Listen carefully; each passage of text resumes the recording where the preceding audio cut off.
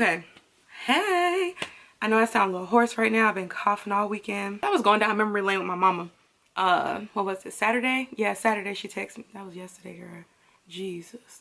Maybe it was Friday then. I don't know what day it was, but she texted me. She was like, do you remember that time I took you and your friends to this dance called Rock Haven, and we were in the two-door truck, and you just didn't want me to drop y'all off in front of the building. You wanted me to drop y'all off down the road so nobody would see y'all getting in the car. And I was like, yeah, ma, I was bougie as hell. I ain't even have no car. That's all we had. Like, I was like, damn, I was bougie. And then that memory triggered another memory of when me and my mom and my cousin had moved to West Palm Beach. This was one of the second times me and my mom moved back to West Palm Beach. We moved to this place, I don't remember what it was called, but there was canals in the back. I think I told you about around this time frame when I had fell in the doo-doo and lost my mama's slide in the last story time. Yeah. So so one day y'all gonna think I'm so violent, but I swear to God I'm not. I've never started a fight a day in my life that came to blows. I'll say that. This particular day, Cholet, this was the day after. So the day before this, me and Cholet decided, I want to do my eyebrows, right? Now, I had been practicing with a ballpoint pen. Judge your mama. My mama did not let me play in no kind of makeup. I was not allowed to wear makeup. I wasn't even allowed to paint my nails until I was 11, and even then it had to be clear. It was like, no. So I'm practicing with my little, you know, a black ink pen, and I just be drawing whatever. I was just, whatever. I don't care if it's pen or not. I know I could get ink poisoning. I'm trying to get this together. So I'm coloring my eyebrows in with a pen, and then I look up, and Cholet done shaved off. Cholet done shaved off her eyebrow. This is gonna be hard to do because this is such a funny, sad, crazy, all over the place story time. It might be a little long, so grab your popcorn.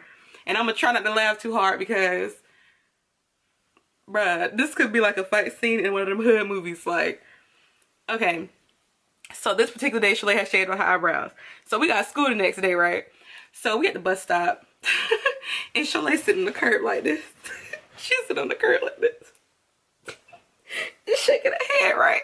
Cause back in those days, you could get picked on for having it together. So you think these kids was gonna let Cholet get on this bus, missing a whole eyebrow, and not ride on her ass? Hell no. She was about to get roasted for straight trash. And she was like, okay, if I just cover my eyebrows, nobody will see anything. They won't be able to roast me. You would definitely want to be absent a couple days after a roast. Kids were mean as hell. And if you cried and stuff like that, you was a bitch. So all this, they hurt my feelings. No, you had to eat it.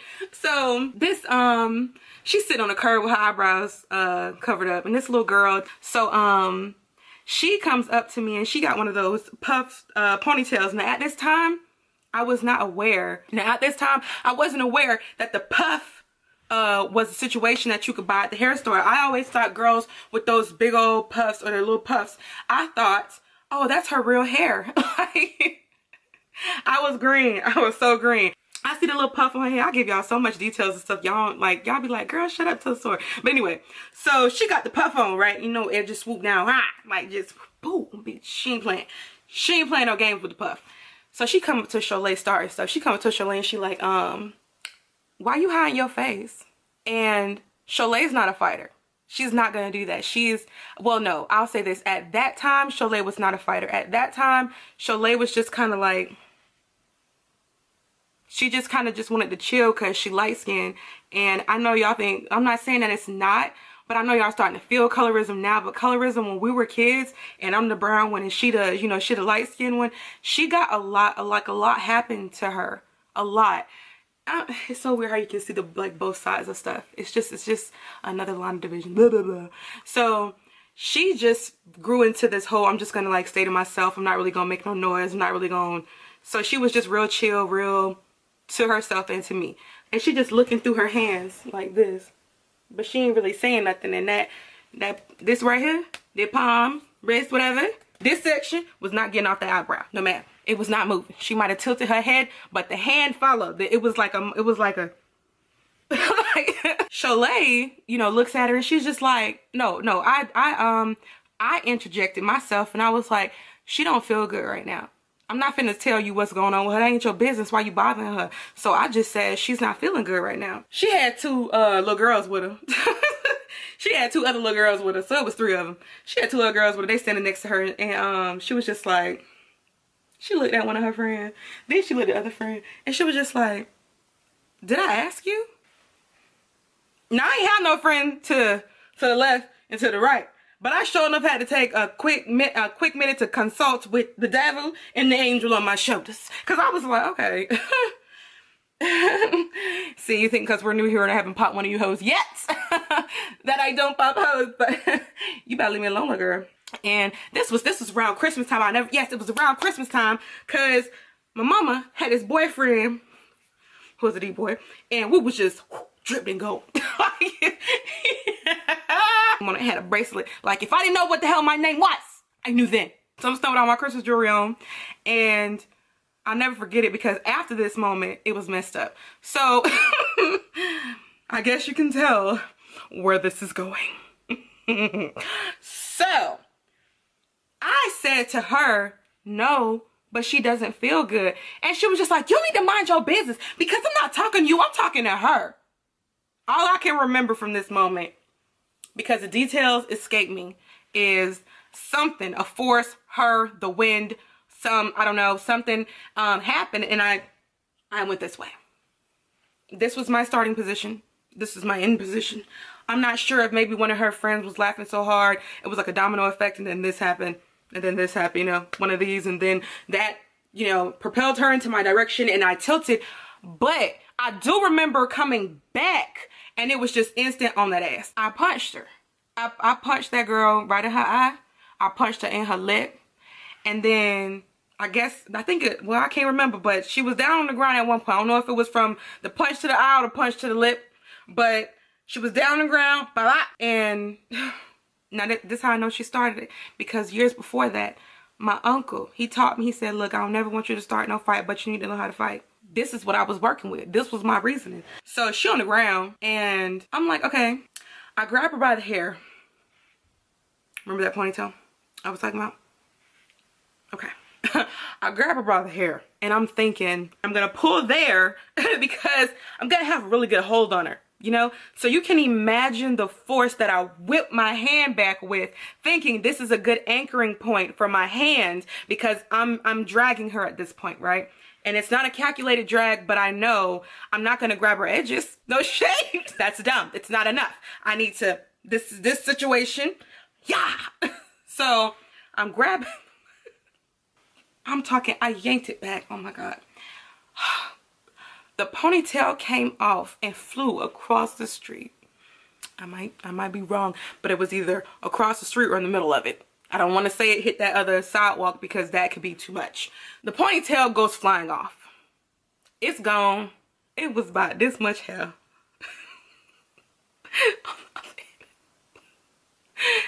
And I feel like for a second I was like, huh? Like, I'm not, no shade, but I'm just saying, there was nothing there. It came up in my mind, and I thought it would make you laugh today. At that point, the fight was over. Like, everybody outside, all you heard was, oh! You would think someone's reaction after that would be to go into second gear. I told you how the roasting goes. At this point, they were not going to talk about the fact that Alexandria was winning. They were going to talk about the fact that I snatched her ponytail off, and it flew. And it flew. That meant, you, girl, you don't want to do nothing after this that could jeopardize, like, that could add to the roasting you're going to have to live with. Because these boys, it would just be a group of them in the back of the bus. Just talking about you in the morning. They rode on celebrities. They rode on your mama if she came to the bus stop. I mean, it didn't matter. You couldn't imagine the things that were said. I look over across the street because I'm trying to find a ponytail. Tell me why it's a bus stop, a Lynx bus stop across the street with a whole bunch of grown-ups standing there. Nobody thought, like, these grown people didn't say, hey, y'all need to cut that out over there. Nope. Plot twist, we get off the bus and Cholet is gone. Now, mind you, I got to fight protecting her eyebrows. This all started over a pair of eyebrows. It's dumb. I get off the bus. I'm walking. That whatever happened this morning, that's water under the bridge. I don't even care anymore. And then the sun disappeared. It got dark eyes, and there was a girl standing in front of me. And this girl was like, you remember the Gross sisters from the Proud Family? That's what was standing in front of me. And I was like, run. Immediately. That's the first thing I wanted to do. Where my body was facing her way, but my mind was on exit routes. I was like, how can I get around her big ass? Like I was trying to, cause I know one thing, if I cut to the left, cut to the right, I don't need her reaching her long behind arms. I'm trying to snatch me back. So how can I need to get my path right. So as soon as I hit that pavement, I'm gone. Girl, don't you know I could not, because she was standing in front of me, and then I hear something squeaking behind her. And it's just, hey, look at her, that's what she did. Look what she did to me. Look what she did to my eye. I'm like, oh my God. Foul! This is a foul! She's too big! She can't play with that! I'll tell you something. There's only been a couple people in my life that I've been actually genuinely, truly afraid of. One would be my mother.